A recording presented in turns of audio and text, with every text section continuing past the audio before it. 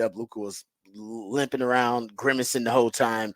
For him going back home, usually for injured bodies, it's best when you're back home and those guys get a little bit re-energized playing on their home floor, and you'll get a better game from Kyrie at home. Yes. And said Kyrie, like you said, he wasn't necessarily a liability for the team, but usually Kyrie gives you a little bit more offensive boost than just 9 points, like you said he had. So if you can get those other guys, that energy you talked about, someone has to step up offensively. This time it was PJ Washington.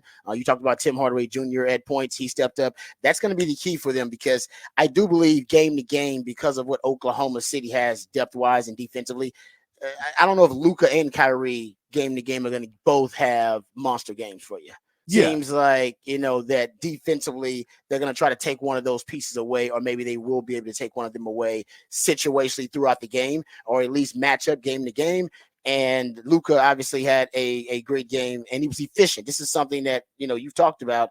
He sometimes, because of his usage, if he's inefficient, the entire blueprint for the Mavs collapses, because he's got the ball so much, and if he's inefficient, it just throws everything off. And he was in game one, he was highly inefficient from the field, 6 of 19. I think that's 32%, close to 32%. In game two, 11 of 21. You talk about over 50% from that's a huge difference in terms of the efficiency when a guy's got that amount of usage. Exactly. And and we also took 5 for 8 from 3, and making you step out and guard him on the 3-point line. And really, I think that's a big piece, too, when you talk about these other guys scoring. It's not just about the points, which are great, but it's about making you respect everybody on the court, making you not be able to double down and everyone collapse on Luka when he gets in the paint and double off of him, blitz him as much as they've been able to do. You make it to where, you have to be more honest and try and play one-on-one straight-up basketball, which Luka was able to get in and get some calls against Lou Dort. And, it will be interesting to see if he gets those calls again. He'll be going home, but some of those calls were 50-50, and he got a lot of them, which is, that's what you expect when you're a superstar in the league. You expect to get those calls, and for him to be able to pull that off, understand, keep going in there, keep creating contact, keep putting yourself in a position where you're going to make Lou Dort have to work harder and harder to guard you, make whoever's on you harder and harder. I mean, they basically had to bench Josh Giddey because he couldn't play defense. His defense was such a liability, and they couldn't switch him off, so they moved him, and he was basically out of the game. What did he play, 8 minutes, something like that? You gotta be right about that, yeah. Yeah, Josh Giddey played 11 minutes in the game. 11 minutes. Okay. 11 minutes in the game for Josh Giddey. That's one of your starters. That's supposed to be one of your pieces going forward. They were not thrilled with what he was doing on either side, bringing the energy. But that's the piece, is you now look at this, and as good as this game was, you now go back to a day game on Saturday. So you really don't get a huge amount of rest before you come back, and you're playing at home. And Daniel Gafford had a hand injury, and Luka Doncic, he took that spill early in the game, which when he fell at the beginning, it was one of those pieces where you're like, oh, this usually helps shooters. I don't know why, but the more pain you're in, for some reason, it helps shooters a little bit. Maybe because of the focus, because if you're hurt, maybe something about the focus when you are. I think it's something like that, where it just gets more into natural motion, and you're just doing what you're supposed to be doing. You're not in your head, and for whatever reason, it's one of those things when you get mad. It's like, what's the Rocky line? He's getting angry. Oh yeah. No, you're right. Yeah. No, I forget the line. Actually, I don't want to screw it up. But I know what you're talking about. Yeah. But that's basically what Luka was. Is he felt early in that game, and it just switches a different piece of your brain on. And when that happens, he felt really early in that game, just got tangled up. You were like, okay, let's see if this helps. And then he hits a couple threes. And you're like, okay, I think that fall may have kind of taken his focus to, all right, I'm worried about my tooth.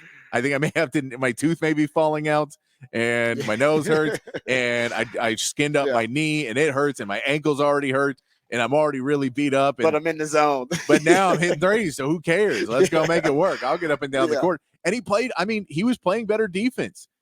It wasn't like he's ever going to be the whole team was energized, man. That's part of it too. It's not like he's ever going to play great defense, but he was at least getting out on SGA and getting out on guys.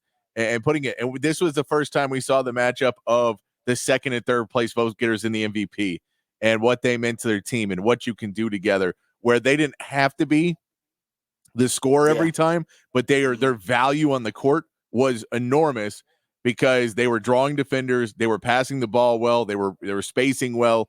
There was a lot of pieces that they did well. And then down the stretch for the Mavs too, you throw in that when they did slow it down at the end, when they were really just trying to, stretch the, just trying to shrink the game time and make it to where, you don't allow Oklahoma City possessions to get back in the game. They were able to score enough in those without PJ Washington on the court, hit some big shots that, it was a all around effort that you need to put in when you're playing a 1 seed. I believe in Rocky, the line is Apollo's talking to Paulie, and he says Rocky's getting killed. And then Paulie goes, no, he's not getting killed. He's getting mad. Yes.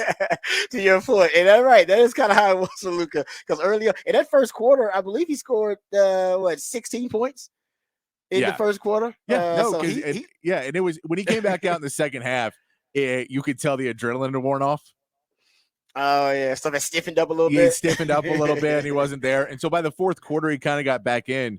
But yeah, and I mean, I'll throw it Jason Kidd as much because we'll give him flack enough times of not being that decision to pull Luka and Kyrie at the end when the Mavs had the lead, but they had been getting killed every time you pull them out. And, he just kind of trusted his team to go out there and said, run, just run with the ball, just go and try and make plays. Don't turn it over, but go.